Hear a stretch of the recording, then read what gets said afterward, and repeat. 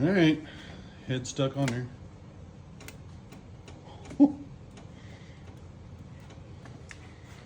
I know I'm not forgetting the bolt.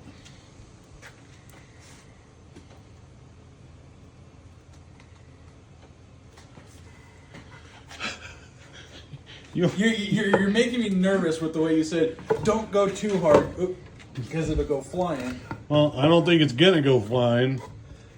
Here we go again. I'll try to get a little more aggressive.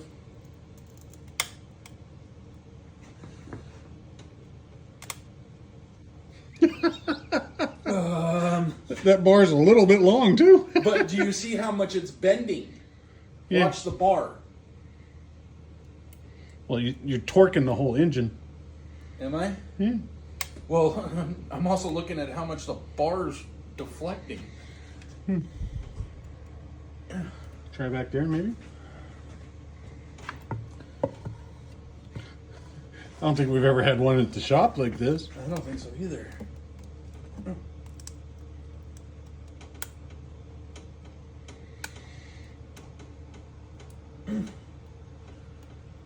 Wow. Are you sure you didn't? Well, now I'm gonna have to friggin'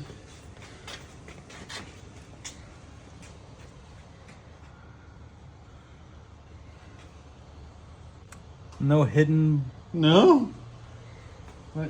Where's my? Oh, my flashlight's down there. Hold on.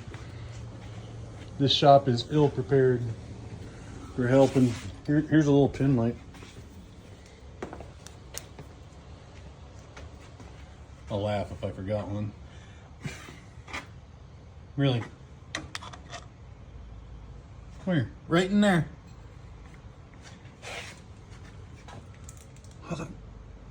Wow. The other side doesn't have one.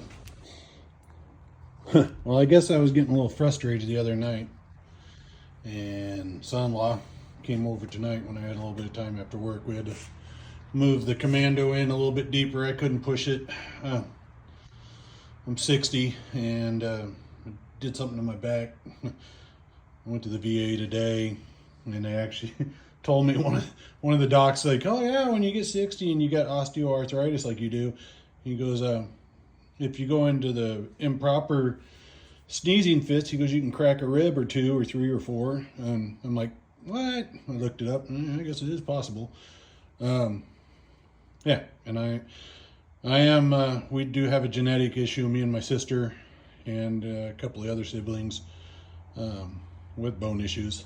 So who knows if that's what I did. Because when this all started was over a massive allergic reaction to something.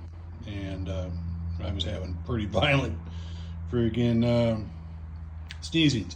But the other night when I was trying to get this off, and I was trying, you could see my little setup here, and son-in-law comes over and he's like, oh, let me try, and blah, blah, and he's like, well, hold on a second, let me look in here. And this heat riser was on here, right? And I don't know if I was just frustrated the other night and didn't look, but that's where it was sitting. I'm not used to Buicks. I'm not a Buick fan. I'm not a Buick anything. So this is actually my first Buick I've worked on. So hidden head bolt. Well, not hidden, just underneath the heat riser. So I'm going to pop that last bolt out and watch his head fall off. And I'm not going to record that, obviously, but I will come back after I get the head off and add to this video, because this is part 2 to my tear down. All right, always a follow-up. All right, heads off. Oh, wow.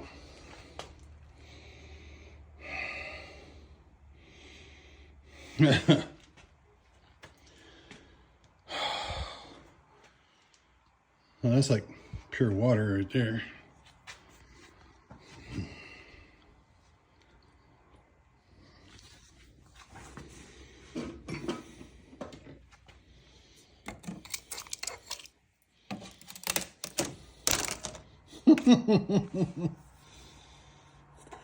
Rotten.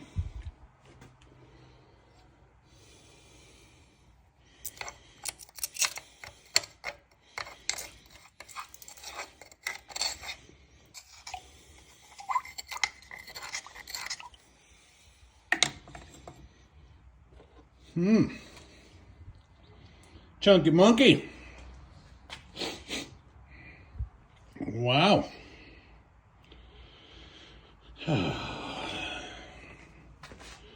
So, I watched a video the other day, and there was a guy playing with a Buick. And when he was working on his, he couldn't turn it over, not because the engine was locked, but because of this stuff. But the chain had actually locked up underneath the cover, and he couldn't turn it over. So I have no heads on it. Got all kinds of nasty cylinders. I'm gonna give it a try. I'm gonna pull up on the bar here and see what I get. I do not have any hopes of anything. First, I'm gonna try backing up.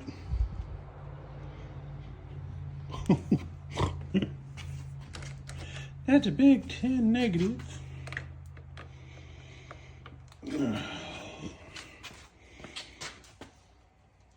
Oh, Jesus.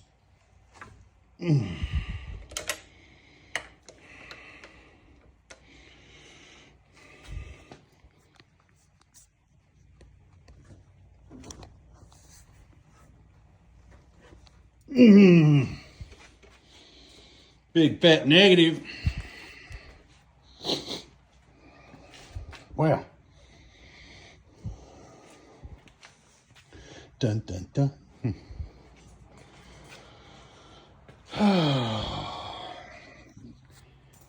Anybody have some suggestions on what exactly is the steps on breaking it loose?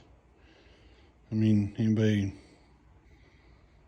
against freaking hitting that piston with a rubber mallet, putting a wood chunk in there, giving it a couple blows?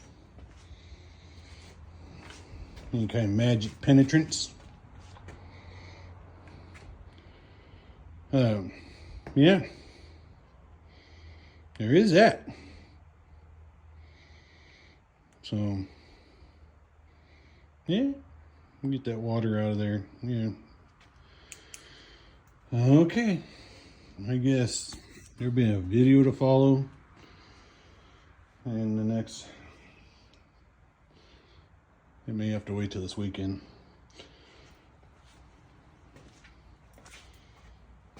Because it's really cold after hours. In a way, I parked this thing in the garage. I can't close the garage to fire up the heating system in here. But pretty crusty in there.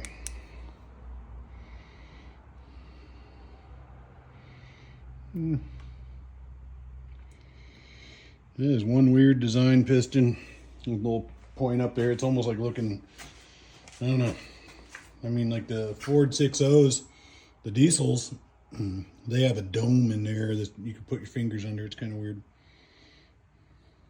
Yep, there is that. All right, I'll post this up in a little while.